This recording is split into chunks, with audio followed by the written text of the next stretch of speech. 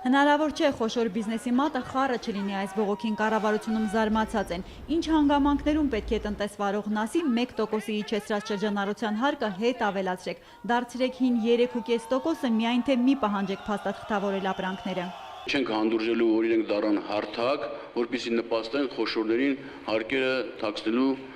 պետական բյուջեից։ Չբավարարվելով Ֆիննախի լրացուցիչ բացատրությամբ Հովիկ Աբրահամյանը հանձնարարեց, քանի որ պետությունն այլևս փոքր ու միջին բիզնեսին չի դիտում որպես հարկային մուտքերի ապահովման հիմնական օղակ, թող հարկայինն էլ պատեհ-անպատեհ նրանց մոտ ստուգումների չգնա։ Կաբինետներում ընդունվող որոշումներն ախր իրականության հետ կապ չունեն, վստահեցնում են տոնավաճառի աշխատակիցները, հարց բարձրացնում, հարկայինի վերևներում չգիտեն ներքևներն ինչով են զբաղված։ Սոցիալական հարցերով մտահոգ բնակչության համար օրվա սպասված լուրը Պավել Սաֆարյանը հնչեցրեց։ Թոշակները կբարձրանան այսօր գործող 36,000 դրամից միջին թոշակները մինչև 41,000 դրամ։ Եվ այդ նպատակի համար հատկացվելու է լրացուցիչ 32 միլիարդ դրամ գումար։ Հունվարից թոշակի բարձրացումը հուլիսից էլ նվազագույն աշխատավարձն այժմյան 50-ից 55,000 դրամ է դառնալու համաձայն 2015 թվականի բյուջեի նախագծի։ Պավել Սաֆարյանն այնքան է շտապում Փաթեթն ազգային ժողով տանել, որ կառավարության գործընկերներին դիմեց հարգելի падգամավորներ եկող տարի կունենանք համախառն ներքին արդյունքի 4.1% աճ,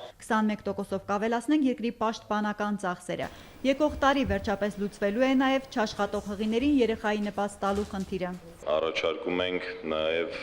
մայրության նպաստ գաղափարը ներմուծել օրենքի նախագծում, որը նաև հնարավորություն կտա շուրջ 30,000 մայրերի, ովքեր այսօր չեն ստանում այդ նպաստը, նաև տրամադրել նպաստը Երկար սպասված մեկ այլ նախագծով սահմանամերձ գյուղերը դառնում են յուրօրինակ ազատ տնտեսական գոտի։ Պետությունը պատրաստ է հունվարից հարկային արտոնություն տալ ադրբեջանցիների կրակոցների տակ ապրող հայկական գյուղերում բիզնես սկսողներին։ Բոլոր այն դեպքերում, երբ որ գործարարը կգերադասի սահմանապահ գյուղերից որևէ մեկում կազմակերպել արտադրություն, ներգրավել աշխատատեղեր, ապա պետությունը ազատում է տվյալ տնտեսավարող սուբյեկտներին ավելացված արժեքի հարկից եւ շահութահարկից, եթե արտադրություն կազմակերպողը կազմակերպությունը եւ ավելացված արժեքի հարկից եւ եկամտային հարկից, եթե գործունեություն իրականացնողը անհատ ձեռնարկատեր է։ Փաթեթում կընդգրկվեն նաև Նիկոլ Փաշինյանի նախագծի առևտրատնտեսական բնույթի առաջարկները։ Այդուհանդերձ բիզնեսի միայն գրանցումն, ասենք Տավուշյան փոխելով բարգավաճել, հնարամիտ գործարարները դժվար թե կարողանան։ Ֆիննախը ստուգելու է, որ ամենակարևորը սահմանին մոտ նոր աշխատատեղեր բացվեն։ Համոզված եմ, որ դա կնպաստի նաև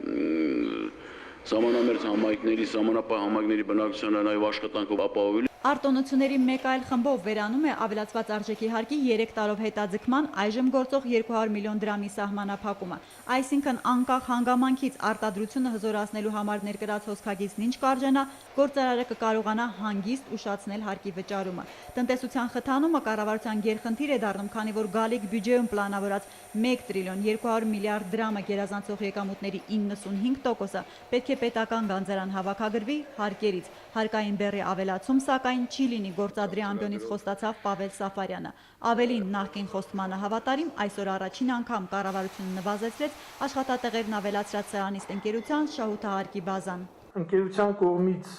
շահութահարկի գումարները ծրագրի մեկնարկման եւ դրան հաջորդող 2 հաշվետու տարիների ընթացքում նվազեցվում է։ Բիզնեսից ֆիզիկական անձանց բաժին արտոնություններին գալով հայտարարվեց պետությունը մտադիր է թեթևացնել նաև հիպոթեկային վարկ մարող քաղաքացիների ֆինանսական բեռը։ Նրանց վարձատրությունից ամենամեծ գանձվող եկամտային հարկը եռամսյակը 1 հետ կվերադարձվի։ Արդարադատության նախարարն էլ զեկուցեց, փոխում են մարդկանց դրամական միջոցների վրա միայն ԴՀԿ որոշմամբ կալանք դնելու վերջին շրջանում աղմուկ հանած կարգը։ Օրինակ, անձի միակ բնակարանի բռնագանձումը հնարավոր կդառնա բացառապես դատարանի որոշմամբ։ Այսպես ասած, փակվում է նաև թանկարժեք զարդերի հարգորոշման եւ հարգադրոշման փորձաքննությունների կոռուպցիոն սողանցքը։ Առաջարկում ենք 2 կարևոր հստակեցում։ Առաջինը ամրագրել, որ այդ փորձաքննությունը անվճար է իրականացում, եւ երկրորդը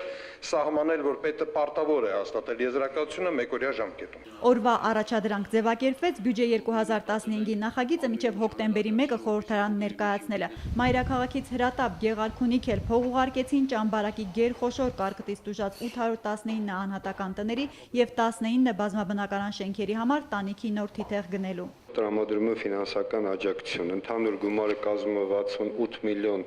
624,000 դրամ։ Օրակարգի աննախադեպ շատ նիստի ավարտին 64-ի հասած հարցերի շարքում կառավարությունը Սուրիկ Խաչատրյանին վերանշանակեց Սյունիքի մարզպետ։ Վարչապետն ասաց՝ հարցեր կան, հարցեր չեղան։ Ռեյմինե Բաղդասարյան, Ռոմիկ Խաչատրյան, Առաջնարիք։